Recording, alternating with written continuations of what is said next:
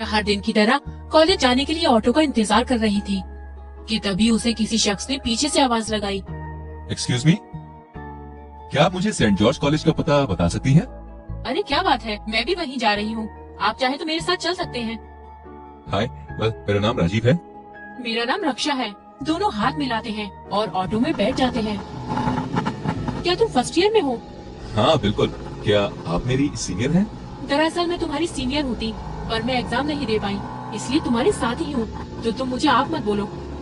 चलो ये भी ठीक है। राजीव मुस्कुराया और ऑटो के रुकते ही दोनों उतर गए और साथ ही क्लास में चले गए। राजीव के जाते ही सभी लड़कियां उसे हक्का बक्का होकर देखने लगी। राजीव एक लंबा कद का बेहद हैंडसम नौजवान था। सभी लड़कियां रक्षा की इधर उधर घूमने लगी ताकि राजीव से उनकी दोस्ती हो सके। लड़कियां वहाँ जाती थी जहाँ राजीव जाता था और उसे बात करने के बहाने ढूंढती थी। एक दिन, रक्षा, राजीव को तू कब से जानती है?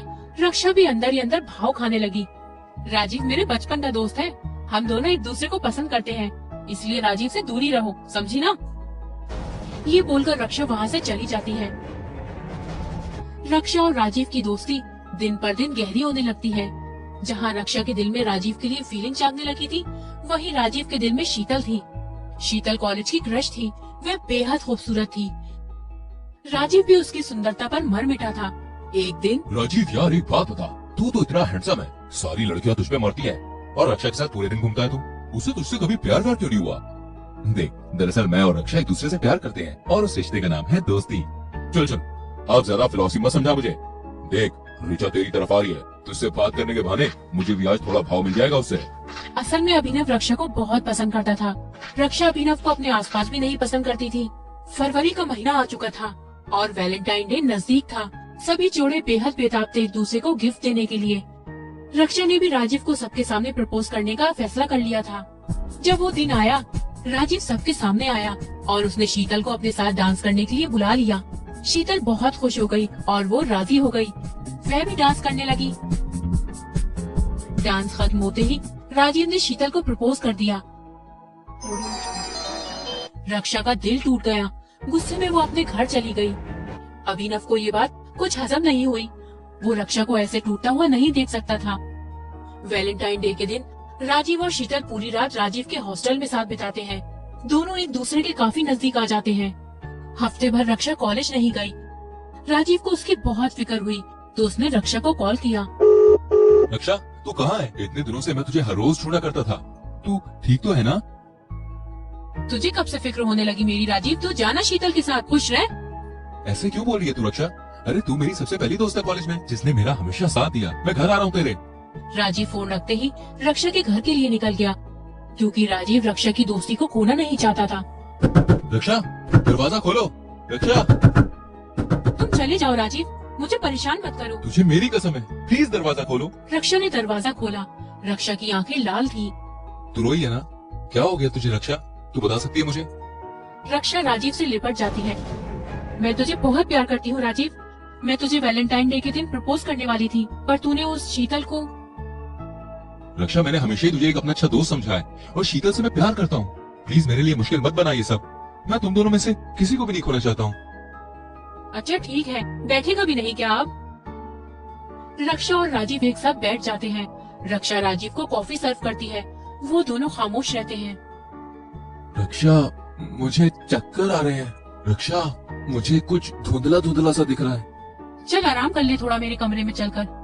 रक्षा राजीव को पकड़कर अपने कमरे में ले जाती है। असल में रक्षा का ये एक प्लान होता है।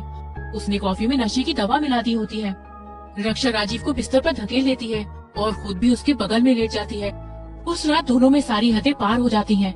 सुबह उठते ही रक्षा रोने का नाटक करने लगती है। राजीव की जब नींद खुलती है तो वो चौंक जाता है। वो झट से उठकर अपने कपड़े पहन लेता है। क्या हुआ रक्षा? तू रो क्यों रही है? क्या हुआ ये पूछ कि क्या नहीं हुआ? राजीव, मैंने तो तुझे अपना दोस्त माना था। मेरी गलती बस इतनी थी, मैं तुझसे प्यार कर बैठी अनजाने में। तू मुझसे ऐसा बदला लेगा मुझे नहीं पता था। पर मैंने किया क्या है ये तो बता। मेरी हालत देख राजीव, क्या तुझे सच में कुछ याद नहीं? माफ कर दे रक्षा, मुझे सच में कुछ याद नहीं है। रक्षा बहुत रोने लगती है।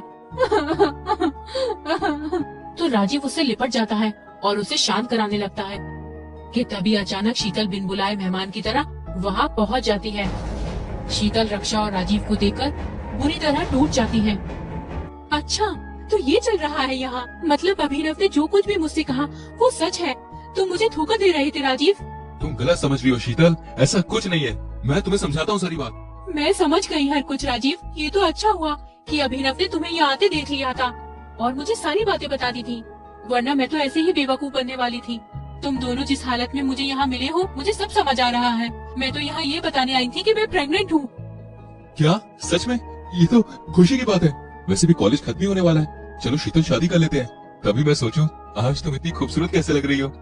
राजीव वहाँ के हालात को देखकर शीतल को शांत करने की कोशिश करता है। ये बोलकर राजीव शीतल के करीब जाता है। ये मजाक नहीं है, तूने तो मुझे और मेरी जिंदगी को मजाक में ले लिया यार। शीतल उसे उससे दूर धकेल देती है और वहाँ से रोते हुए भाग जाती है। राजीव, कहाँ जा रहा है तू राजीव, मुझे छोड़कर? अरे तूने तो मुझे बर्बाद कर दिया। तेरी वजह से मैंने आज शीतल को खो दिया। असल में तो तूने मुझे धोखा दिया है। किस हद तक गिर गई है तू मुझे पाने के लिए। याद रख, अब तो हमारी दोस्ती भी खो बैठी है। ये बोलकर राजीव वहाँ से गुस्से में निकल जाता है और शीतल को ढूंढने के लिए कॉलेज पहुँच जाता है। राजीव शीतल को समझाने के लिए उसके पीछे जाता है, मगर शीतल कॉलेज में नहीं दिखती, तो राजीव उसके घर जाता है। बहुत देर तक दरवाजा पीटने पर भी दरवाजा नहीं खुलता, जिसकी वजह से राजीव दरवाजा तोड़ देता है। अंदर जाते ही राजीव की आंखें नम हो जाती है और वो हताश होकर वहीं बैठ जाता है। शीतल पंखे पर लटक रही होती है, साथ ही एक खत राजीव के नाम छोड़ जाती है, जिस पर लिखा होता है, तुमने मुझे धोखा दिया राजीव, और ये अच्छा नहीं किया। राजीव दूसरे दिन वो शहर छोड़कर चला जाता है और वापस अपने घर लौट जाता है। राजीव का दोस्ती पर से भरोसा उठ जाता है, तो वही रक्षा भी राजीव को पागलों की तरह हर जगह ढूंढती रहती है और इस तरह दो कहानियाँ अधूरी रह जाती हैं, एक राजीव और शीतल की और दूसरी दोस्ती की।